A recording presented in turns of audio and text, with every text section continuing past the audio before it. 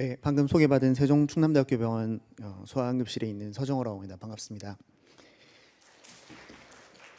어, 사실은 이제 이게 제가 작년에도 이렇게 해가지고 비슷하게 또 발표를 한번 했었고요. 또 부탁을 하셔가지고 사실은 할 만한 이야기가 별로 없고 이전에 했었던 이야기를 사실은 거의 반복하는 것들일 것 같아서 조금 하려고 했었는데 이제 조금 부탁을 많이 하셔가지고 오늘 이번에도 제가 한번 발표를 하기로 했고요.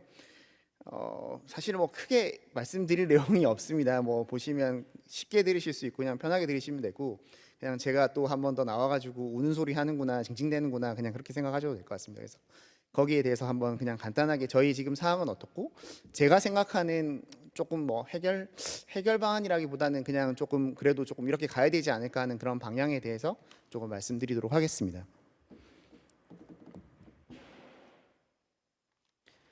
다음과 같이 말씀드리겠습니다. 그래서 맨 처음에 이제 주신 주제 내용이 네트워크, 소아응급 네트워크를 얘기를 했는데 사실 그런 게 있는지도 사실 잘 모르겠습니다. 뭐 네트워크를 얘기하기 전에 사실 소아응급 의료라고 하는 것들도 사실 제대로 되고 있는 건지도 의문스럽거든요. 그것 자체가 희미한 상황에서 네트워크를 논한다는 것 자체가 조금 약간 어불성설이 아닌가 생각이 되는데 그래도 저희들은 지금 나름 열심히 하고 있고요. 소아응급 학회를 이제가 있어서 저희가 소아응급 세부 전문의를 이제 지금 따로 신설을 해서 만들어놨고 또 이렇게 조금 더 잘 할 수 있도록 지금 노력을 하고 있습니다만 그 노력만큼의 어떤 성과들이 보이고 있지는 않은 것 같습니다. 아까 우리 자장님께서 소개해 주신 것처럼 저희가 지금 이제 이 소아 전문응급 의료 센터인데요. 저희가 전국에 12개가 있습니다. 12개가 저렇게 있고 거의 대부분 지금 보시면 아시겠지만 서울이라든지 경기도, 뭐 인천 이런 쪽에 지금 조금 많이 있고요. 지방에는 이제 뭐 충남, 세종, 뭐 그다음에 뭐 이제 전주에도 하나 있고 대구, 경북, 그다음에 부산으로 되어 있지만 사실 저기는 경남이거든요. 경남 양산에 있는 양산부산대병원에 이제 이렇게 12개가 설치가 되어 있습니다. 그러다 보니까 지금 이제 사실 보시면 제가 타원으로 표시해 놨지만 뭐 이 강원도라든지 또는 뭐 충북 지역이라든지 그리고 경북의 북부지방 그리고 이제 전남이나 광주 그리고 서부 경남 뭐 이런 쪽에는 전혀 이 소아전문의료 센터가 없고요. 이런 쪽에서는 아무래도 응급 환자가 발생을 했을 때 진료를 보는 것이 상당히 어려운 그런 실정입니다. 그래서 보통은 이제 저희 같은 경우는 그러니까 지원하는 그 병원이 있으면 거기에서 이제 선정을 해가지고 기준을 충족을 하면 이제 지정을 해주는 건데요. 그러면 결국은 이제 신청을 하는 병원이라는 게 결국은 이제 지역의 요구도 뭐 이런 것들이 조금 필요할 것 같습니다. 그러면 사실 보시면 아시겠지만 그 오른쪽에 있는 두 개의 그림이 빨갈수록 조금 더 이제 소아의 수가 많은 초등학생이라든지 유아의 인구가 많은 쪽을 이제 보여주는 그런 이제 지도라고 할 수 있는데 보시는 것들처럼 이제 거의 이 수도권 서울 그다음에 저희 이제 뭐 대전이나 세종 그다음 뭐 구미 또는 대구 그리고 부산 울산 뭐 경남 이런 쪽 그다음에 진주 이런 쪽에도 좀 많고요. 진주 거제 이런 쪽에도 많고 그다음에 전남 쪽에 이제 광주나 이런 쪽에도 많은데 지금 이제 요구도만 위해서 생긴다고 하면 사실 저런 곳에 다 생겨야 될 것 같은데 실제로는 잘 생기고 있지는 않습니다. 그래서 이 요구도에서만 따라 가지고 생길 거라고 생각을 하고 기대하고 기다려 보는 거는 조금 문제가 있다라고 생각이 됐고 그 문제는 다시 한 번 더 말씀을 좀 드리고 싶습니다. 그래서 소아응급 네트워크 구축이 상당히 어려운데요. 그 이유를 지금부터 조금 말씀을 드리겠습니다. 일단 첫 번째는 소아응급 진료 인력이 굉장히 부족합니다. 저희가 지금 제가 파악한 뭐 아주 공신력 있게 그렇게 본 건 그런 자료는 아니고요. 제가 파악하고 있는 지금 이제 2025년 9월 현재 이렇게 그 소아전문의료 센터의 의사 수를 보시면 사실 저희도 지금 훨씬까지는 아니지만 더 많은 수가 있었는데 다 이제 저희가 한 번에 다 여러분이 나가시고 지금 이제 다시 조금 사람을 이제 모집을 해서 저까지 포함해가지고 지금 5명 있는 그런 상태고요. 뭐 가천대 길병원이라든지 양산 부산대병원이라든지 전주예술병원이라든지 이런 데도 지금 수가 굉장히 적고 서울대병원 같은 경우도 6명밖에 되지 않기 때문에 굉장히 지금 만성적인 진료 인력이 부족을 보이고 있습니다. 그러다 보니까 일을 할 수 있는 사람은 별로 없고 자리는 굉장히 많고 하다 보니까 사실상 지금 저기 있으신 분들이 거의 다라고 생각하셔도 되고요. 저기서 변화가 생기는 건 전체 풀이 더 유입이 돼야 되는데 그런 것들이 아니라 여기 계셨던 분이 다른 병원으로 옮기고 거기 있던 분이 또 다른 데로 옮기고 하는 그런 정도의 수준으로 지금 진행이 되고 있습니다. 그래서 굉장히 부족하고 그에 비해서 또 그런 것들을 보는 2022년도 지금 이제 오른쪽에 있는 자료를 보시면 심평원 자료를 보면 그 청구 자료를 보면 한 소아전문의센터가 한 10만 명 정도 이렇게 보기는 해서 좀 작아 보이긴 하는데요. 22년도에는 사실은 8개밖에 그 소아 전문급의 센터가 없었거든요. 그리고 일부는 또 22년도에 지정이 됐기 때문에 포함이 된 것들이 그 개월 수가 1년 전체가 아닙니다. 그래서 사실 그런 권역 응급의료센터라든지 지역 응급의료센터에 굉장히 좀 더 많은 수가 있는 것처럼 보이긴 하지만 그런 것들이 이제 결국은 다시 23년, 뭐 24년, 25년이 되면 거기에서 있던 것들이 결국 소아전문급의료센터로 보는 수가 조금 더 늘었을 것 같습니다. 그래서 한정되어 있는 인력이 꽤 많은 이제 환자의 수를 봐야 되는 그런 어려움이 있고 쏠림 현상이 지금 좀 있기 때문에 더더욱 더 하려고 하시는 분들이 없습니다. 플러스 이제 배우 진료가 중요한데 배우 진료가 부재합니다. 뭐 이게 작년에도 제가 말씀드렸던 부분들인데 작년 이제 7월달에 대한 소아청소년 외과 의사 연합 심포지움에서 이제 얘기가 나왔던 것들이고요. 소아외과 같은 경우는 이제 전국적으로 수술 가능한 의사가 30명, 실질적으로 수술하시는 분이라고 하는 분이 이제 20명 정도 된다라고 이제 파악을 하시고 계셨고, 소아성형외과 같은 경우는 20명이네요. 그다음에 소아이비인후과 이제 뭐 예를 들면 기관지 내시경 같은 것들이나 이런 것들을 많이 해주시는데 그런 것들 관련해서 그 검사라든지 수술이 가능한 의사가 2명에서 3명밖에 되지 않는다라고 합니다. 그리고 그래서 여기서 보면 사실 그 소아기관지 내시경 가능 병원이 제가 알기로는 표시되어 있는 게 한 9개, 전국에 9개 병원이 있다라고 표시가 되어 있는 걸로 알고 있거든요. 근데 실질적으로는 그 병원들도 실제로는 그렇게 표시를 하고 있긴 하지만 할 수가 없고 제가 알기로도 거의 한 2-3병원 정도만 우리나라에서도 가능한 그런 것들도 있고 그분들이 그래서 365일 뭐 다 이렇게 쓸 수 없고 또 이 같은 병원이 아니다 보니까 그 야간 시간이라든지 또는 뭐 어떤 공휴일이라든지 이런 여러 가지의 것들로 인해 가지고 이런 것들이 필요하다 하더라도 진료를 보지 못하는 그런 상황이 있습니다. 그다음에 이제 소아 비뇨기과 같은 경우도 소아만 전담으로 보시는 분은 한 10명 정도, 겸임으로 보시는 분이 20명. 마취과 같은 경우도 전담으로 보시는 분이 24명, 그다음에 겸임으로 보시는 분이 34명 이렇게 얘기를 하고 있습니다. 정형외과도 굉장히 적고요. 전담 의사는 10명 정도밖에 안 되고 가능한 의사도 15명에서 20명 정도 되고요.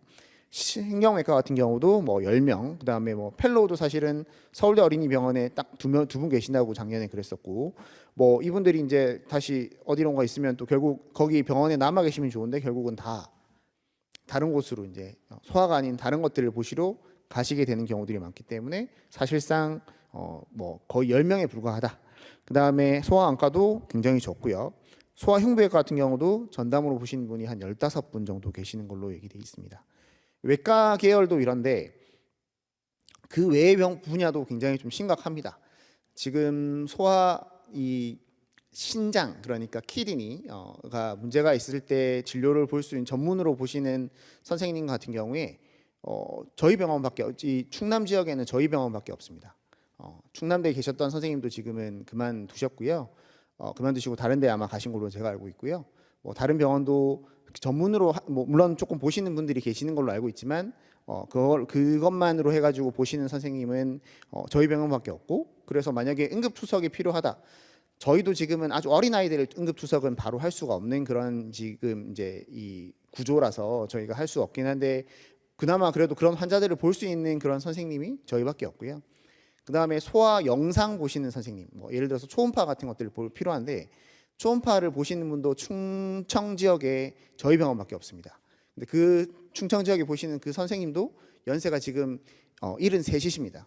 그분이 원래 다른 천안 그 당국대병원 병원장 하셨던 선생님이시고 은퇴하시고 계신 분을 저희가 이제 읍소해서 이제 모셔와가지고 지금 이제 같이 일을 하고 있고요.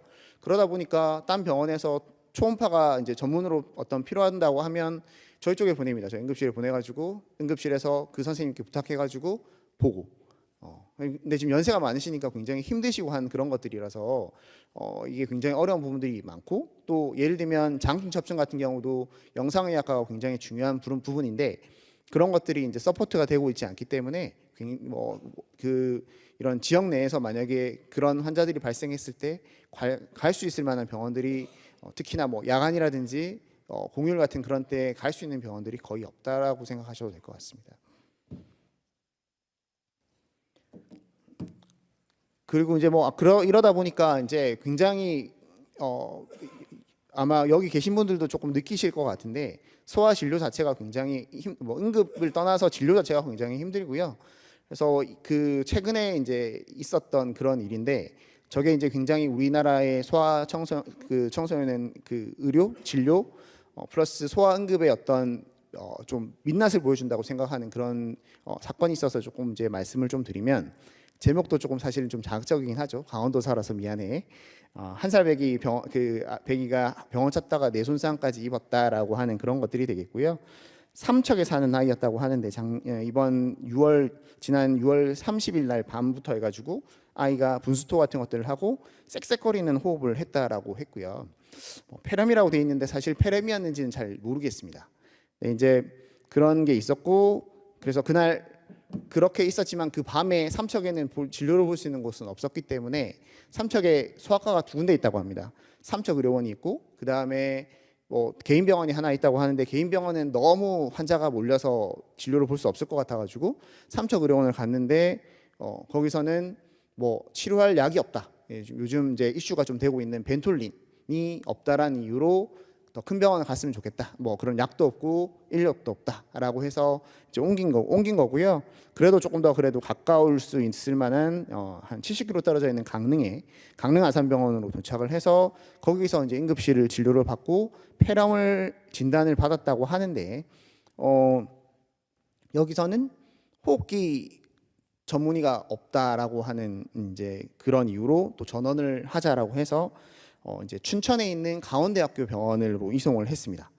강원대학교 병원에서는 막 이제 산소도 포화도가 막 떨어지고 아이가 이제 굉장히 급박한 상황이 되니까 이제 기관 삭관을 하고 이제 이렇게 있는 그런 상황에서 역시 여기서는 중환자실도 없고 볼 수 있는 인력들이 특별하게 없으니까 더 서울에 있는 병원을 가는 것도 좋겠다라고 권유를 받고 결국은 다시 이제 막 그 병원을 이제 선정하는 걸 알아보다가 결국은 이제 한 병원이 선정이 되기는 했는데 그 사이에 이제 막 그 병원도 이 환자만을 위해서 모든 것들을 이게 병상을 비워놓고 있는 건 아니기 때문에 병상이 막 꼬이고 이런 것들이 있어서 받기로 했지만 또 자리가 없어져서 받지 못하니 뭐 그래서 자리를 정리해야 되니 뭐 이런 것들 때문에 대기하고 있다가 결국 CPR이 나는 상황이 됐고 CPR 하고 다시 그러니까 그 회복이 돼서 이제 다시 이송을 했던 걸로 나와 있습니다. 그래서 아침에 일찍 7시 반에 이제 병원으로 갔는데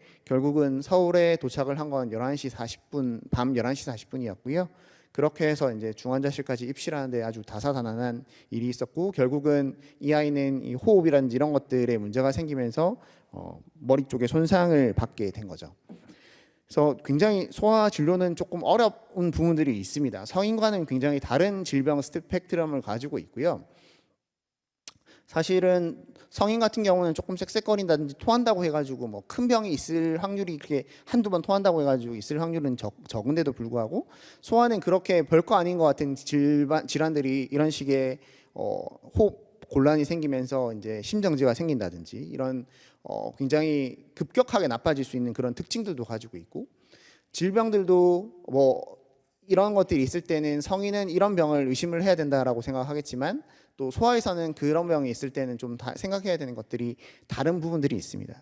그리고 그래서 그런 증상만 가지고는 중증도를 파악하기 힘들고 검사라든지 치료도 굉장히 힘듭니다.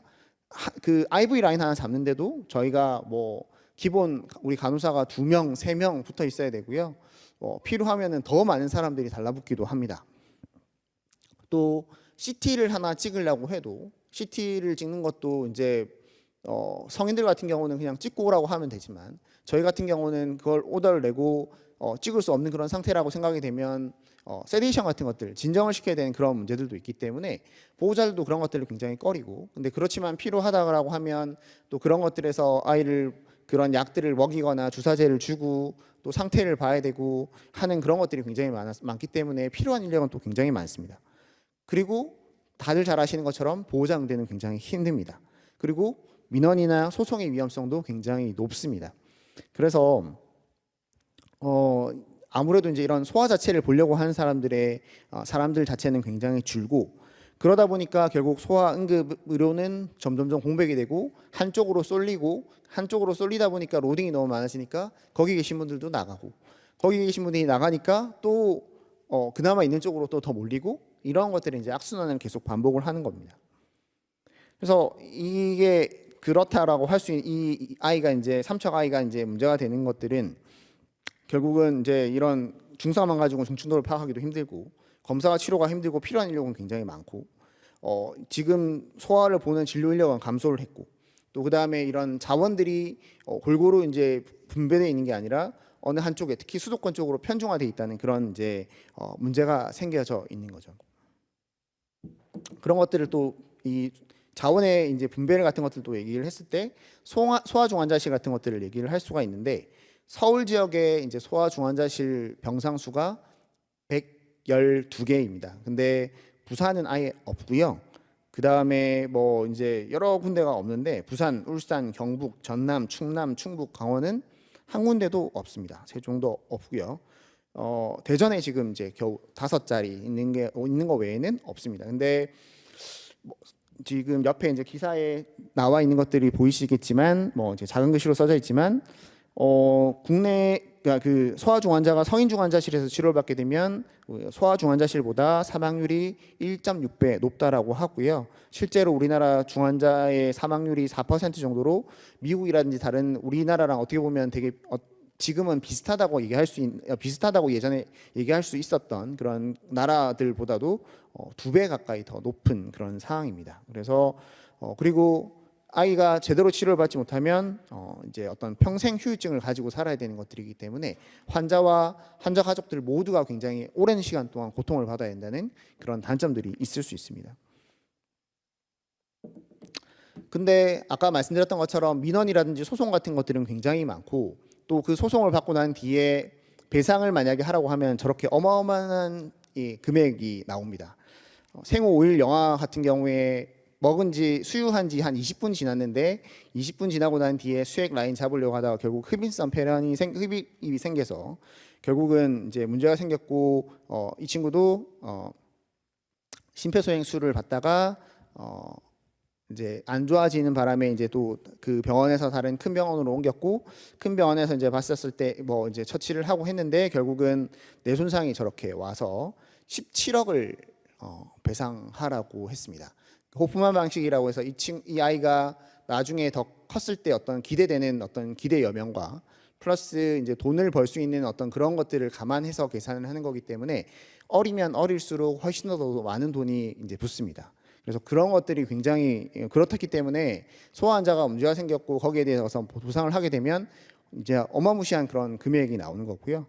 그다음에 뭐 예전에 이제 소아 외과 환자 같은 경우에 이 사람은 이제 중장 염전이었는데 그러니까 아이였는데 당시에 이제 응급실에서 그런 것들을 확인을 하고 응급 수술을 해야 되는 상황이긴 했는데 그날 이제 그 병원에는 이제 소아외과가 없었고 그래서 외과 선생님한테 이제 혹시나 이 아이가 지금 이송을 했을 때 더 나빠질 수 있는 위험성들이 있으니 혹시 여기서 해줄 수 있느냐 했을 때 굉장히 흔쾌히 해주셨다고 합니다. 그래서 수술을 하고 나왔는데 외과랑 소아외과가 이제 따로 그 환자를 보는 이유가 있겠죠. 소아외과는 또 거기에 맞춰가지고 어떤 부분들이 이제 빠지지 않았는지 이런 것들이 있는데, 이 선생님이 묶인 걸 풀어내고 뭐 다 회복을 하고 뭐 이런 것들을 하고 난 뒤에 이제 다시 나왔는데 뭔가를 하나를 안 하셨다고 합니다. 술기를 뭐 어떤 밴드를 잘라내고 하는 그런 것들이 있어야 되는데 그걸 그대로 둔 상태로 했다가 나중에 다시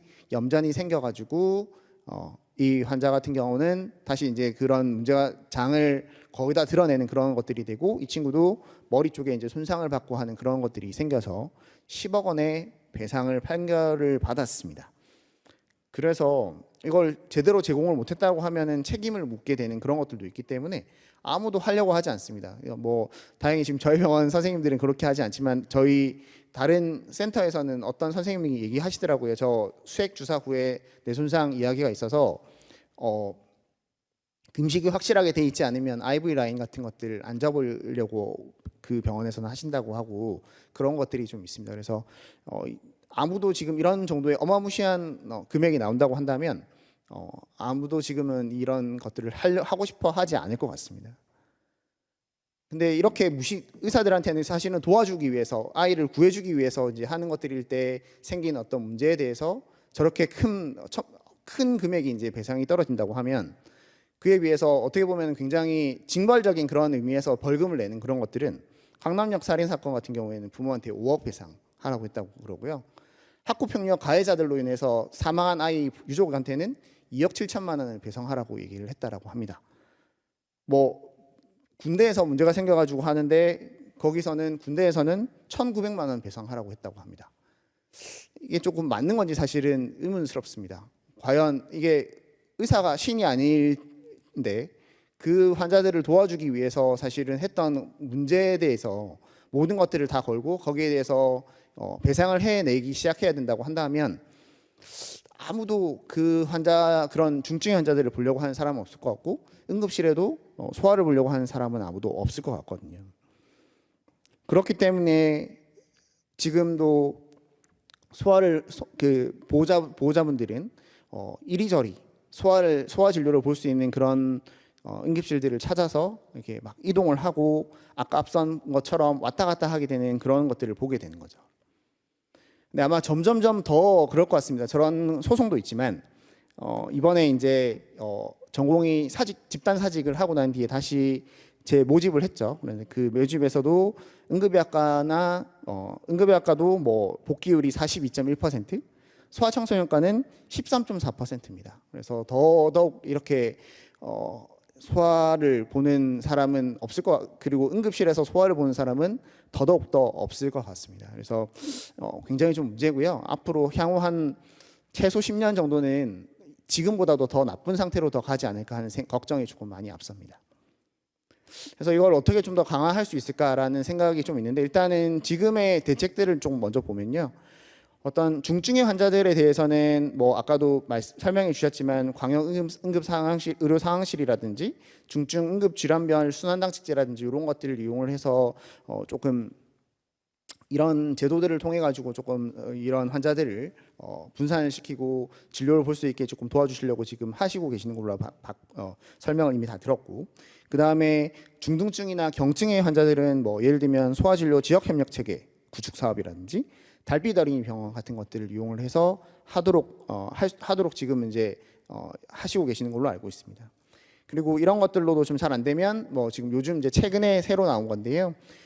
아이 안심톡이라고 해가지고 이제 이 어플을 깔면 처음에 이제 챗봇을 가지고 해서 하고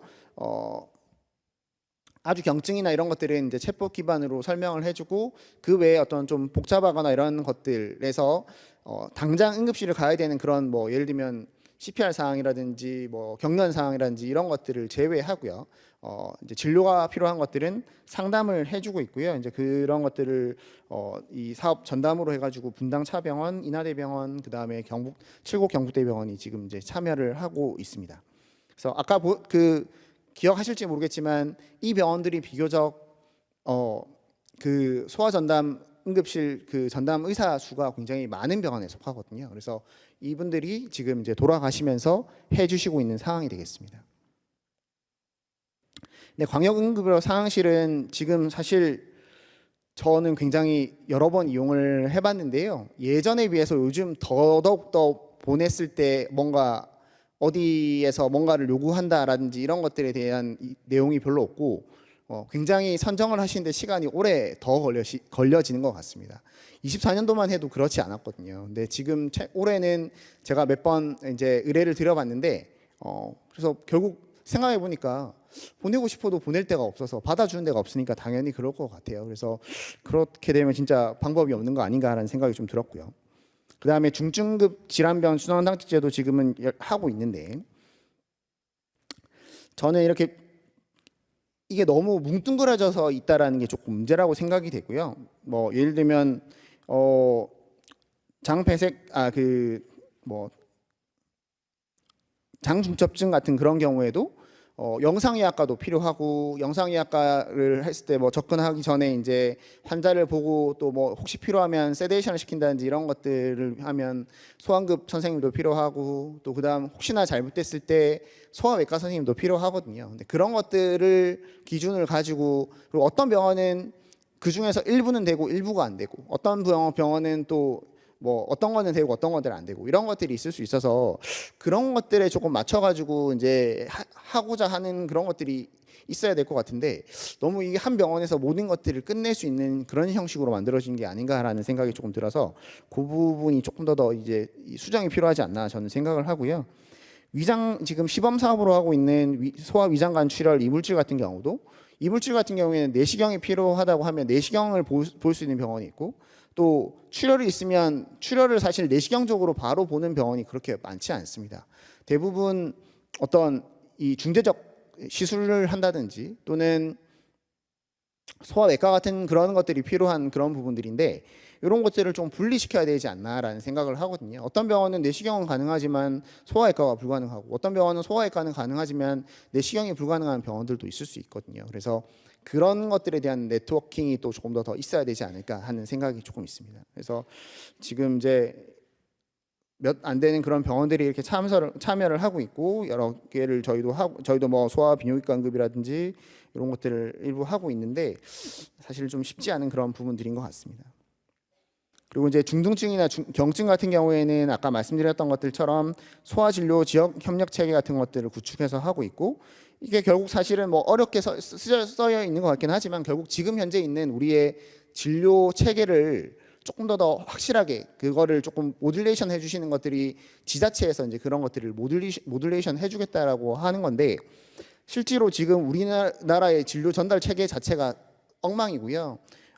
여기서 예를 들어 가지고 소아청소년과 의원이 아동병원에 이제 연계를 해가지고 그 다음 거기서 해결이 안 되면 배우기관 상급 종합병원이나 저희 같은 병원에 이제 종합병원으로 보내줘야 되는 그런 상황들인데 지금 이 진료 구조에서는 의원들이 왜 중간에 있는 여기를 연결을 하겠습니까? 안 좋다고 생각하면 바로 그냥 보내야죠.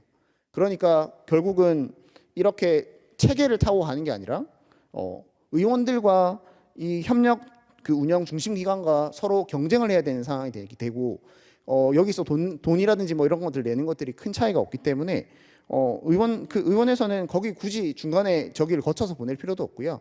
그냥 바로 보내면 됩니다.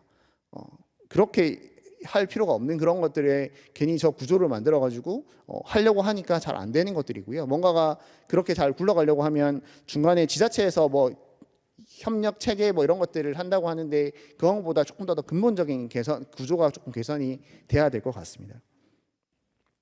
달빛 어린이 병원은 뭐 여러 가지 것들이 있는데 사실은 달빛 어린이 병원도 굉장히 하면 할수록 적자가 많이 난다고 그러고요. 뭐 이런 일부에서는 막 이런 것들을 돈을 다시 토해내고 그냥 반납하고 싶다고 할 정도로 굉장히 힘들어 하시는 분들이 많고 저희 입장에서 봤을 때는 달빛 어린이 병원은 아무리 늦게까지 한다 하더라도 새벽 시간에는 운영을 하지 않거든요.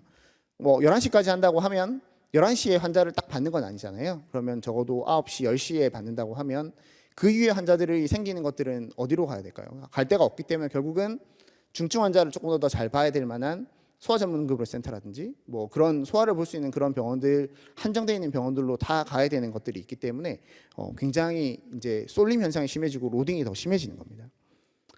네, 아이 안심톡도 저는 조금 아직은 시작한 단계라서 뭐라고 말씀드리긴 좀 힘들지만 이것도 얼마만큼 이제 도움이 될지 사실은 안 좋다고 생각하는지 보호자들이 이거에서 뭐 진료 이렇게 해서 상담을 받았다 하더라도 결국은 가고 싶다고 하면 이거에서 지켜보라고 한다고 그대로 있을지라는 건 실효성이 얼마만큼 있을지에 대해서 조금 의심스럽긴 합니다. 그래서 앞으로는 제 생각에는 지금 이런 정책들이 좋은 정책들이 많이 있는데 이런 정책들이 조금 더 세심해져야 될 필요가 있고요. 결국 그렇게 하려고 하면 이제 시간이랑 그다음에 돈이 굉장히 많이 필요할 것 같은데 그런 것들을 어떻게 할 것이냐가 조금 필요한 부분들일 것 같습니다.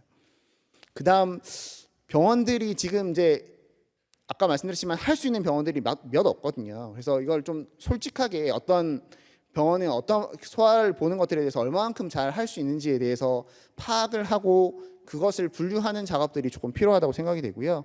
뭐 그 예로 아시는 분은 아시겠지만 미국 같은 경우는 이 전국 단위로 이제 그 소아 진료 준비 이제 그러니까 그 진료 수준이 얼마만큼 준비가 되어 있는지에 대한 것들을 이제 보는 그런 시스템들이 프로젝트가 있어서 그런 것들을 이제 뭐 얼마만큼 했고 그 지금 나와 있는 이야기에 따르면 한 21년도 기준으로 한 70% 정도가 지금 이제 미국에 있는 이 응급실이 다 저런 것들에 참여를 하고 있다라고 얘기를 하고 있고 이것들에서 준비가 잘 돼 있는 병원은 그 뭐 시설이라든지 인력이라든지 뭐 여러 가지 기구라든지 뭐 이런 것들을 여러 가지를 가지고 정량화를 했을 때 그 준비 점수가 높은 병원일수록 준비가 안 된 병원보다 약 중증 환자를 4배 정도 더 잘 본 그 사망률이 좋다라고 이제 훨씬 더 낮다라고 하는 것들이 이제 나와 있을 정도로 그런 연구들이 나와 있을 정도이기 때문에 데이터들이 나와 있기 때문에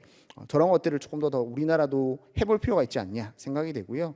그래서 미국도 저렇게 나눠놨습니다. 뭐 예를 들면 소아 중증만 볼 수 있는 뭐 PCCC 같은 그런 그러니까 저희로 지금 중환자만 보는 전문으로 보는 그런데 그 다음에 소아를 조금 더 잘 볼 수 있는 뭐 EDAP 이런 것들 그 다음에 소아를 솔직히 뭐 문제가 간단한 것들은 볼 수 있지만 조금이라도 문제가 있어서 조금 더 그런 검사들이나 이런 것들이 필요하다면 딴 데로 가야 될 수 있다라고 보통 저희가 얘기하는 항상 그렇게 얘기할 수 있는 그런 상황에서 그래도 간단한 것들이라고 한다면 볼 수 있는 곳이 이제 SEDP 이런 식으로 나눠져 있고요.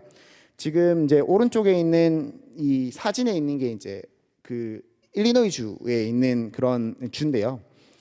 시카고가 있는 그런 이 주가 되겠고요. 저기 지금 호수 있는 곳에 이제 막 점이 많이 찍혀 있는 곳이 이제 시카고 쪽입니다. 저기가 지금 우리나라 남한의 1.5배 정도 면적이 됩니다. 근데 저는 저걸 보면서 조금 생각했었던 것들이 중증 PCCC 같은 경우는 저기 12개가 있다라고 하고요. 그 다음에 소아를 전담으로 볼 수 있는 데는 77개 정도 좀 EDAP 같은 경우는 77개 있는 걸로 제가 알고 있습니다. SEDP 같은 경우는 12개밖에 안 돼서 요거는 뭐 그렇게 많지는 않고요. 그래서 저렇게 큰 땅에서도 저렇게 해서 하는데 우리나라가 뭐 엄청 많아야 될 이유는 없거든요. 그래서 중증을 볼 수 있는 데는 몇 군 저기처럼 이렇게 좀 작게 그리고 저기도 거의 집중화가 돼 있거든요. 거의 시카고 쪽에만 그런 걸 볼 수 있는 데가 거의 주로 되는 거지. 나머지에 있는 데는 저기 가운데 쪽에 몇 군데가 있기는 한데 거의 대부분은 시카고에 몰려 있습니다. 그래서 그런 식으로 이제 우리나라도 어쩔 수 없이 서울에 수도권에 사람이 아이들도 많고 하기 때문에 그런 쪽에 이제 지금 집중이 되는 것들이 어쩔 수 없는 상황인 것 같고요.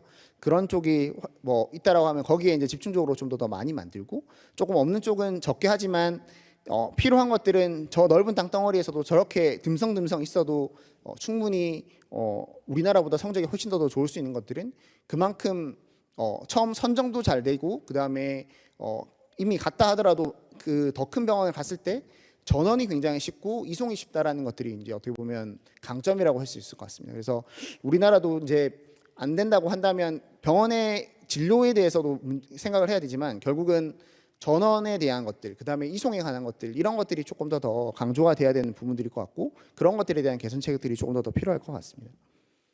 일본도 뭐 이런 식으로 하고 있고요. 뭐 여기도 전화 상담을 하고 있고 그다음에 초기 구급 센터라고 하는 것들을 해서 휴일 야간 같은 것들을 이용해서 하고 있고 입원이 필요한 것들은 뭐 응급 구급 의료 거점 병원이라고 해서 뭐 이런 것들을 운영을 하고 센터들은 8개 아주 그 심각한 아이들 같은 경우는 소아 구명 구급 센터라고 해서 8개소를 운영을 하고 있습니다. 일본도 우리나라보다 환자 수가 훨씬 더 많을 텐데 8개 하고 있거든요. 그래서 우리나라도 조금 더 이런 식의 집중이 좀 필요할 것 같고요. 그래서 저는 지금 제가 생각했을 때는 저희가 나가야 되는 것들은 결국은 지금 당장 이걸 볼 수 있는 의료진들을 많이 만들 수는 없고 이렇게 막 널리 퍼져 있는 그런 사람들을 조금 더 모은다든지 그래서 선택을 해서 집중을 시킨다든지 아니면 그런 것들이 힘들다고 하면 어느 병원에서 뭐가 가능하다라고 하는 걸 조금 더 세분화해가지고 역량을 파악을 해가지고 분류를 하고 여기서 했는데 이게 안 돼, 여기까지는 되지만 그 다음이 안 된다라고 하면 저 병원에 갈 수 있는 그런 식의 어떤 네트워크가 훨씬 더 필요한 그런 상황이라고 생각이 돼서 이런 것들이 필요하다고 생각이 되고 이 권역센터를 외상센터를 가져온 이유는 아까 제가 보여드렸지만 전담 응급의료 센터, 소아 전문 응급의료 센터가 있는 곳이 이제 너무 편중이 돼 있잖아요. 그래서 아까도 뭐 나왔지만 삼척에 살아서 미안하다 뭐 이러고 할 정도이기 때문에 어떤 센터들을 저렇게 안 좋은 환자들이 삼척에서 서울까지 오는 일이 없도록 사실은 그 근방이나 아니면 거기서 옮기다 하더라도 바로 직통으로 빨리 갈 수 있는 그런 것들을 만들어내는 것들이 조금 필요하지 않을까라는 생각을 가지고 여기까지 준비를 했습니다. 그래서 항상 이런 강의들을 할 때마다 제가 생각하는데 제 느낌은 시작이나 중간 그 전개나 결말 이렇게 저렇게 멋있게 해가지고 끝내고 싶은데 실상은 끝에 가서는 저렇게 엉망이 되거나 아니면은 사실은 처음부터도 뭔가가 다 엉망이었을 것 같은 그런 느낌이라서 굉장히 불안하고 하는데 두서없이 막 말씀을 드렸지만 이렇게 굉장히 저희 지금 소아 응급 자체가 굉장히 힘든 그런 상황이고 뭔가 조금 더 여기서 뭐 저 혼자서 떠들어서 아무것도 되는 것들은 없긴 하겠지만 그래도 이런 어려운 상황이라는 것들을 조금 더 이해해 주시고 저희가 혹시나 환자를 막 안 봐준다 생각하실 수도 있는데 저희도 저희 나름대로 굉장히 힘든 그런 것들이 있어서 최대한 열심히 보려고 노력하고 있습니다. 그래서 더더욱 열심히 할 수 있고 저 최대한 수용할 수 있도록 노력하긴 할 건데 환자들을 조금 더 분산을 할 수 있는 그런 어떤 시스템적인 그런 서포트들이 조금 더 필요할 것 같아서 오늘 이 자리에서 조금 말씀을 두서없이 드려봤습니다. 감사합니다. 예, 수고하셨습니다.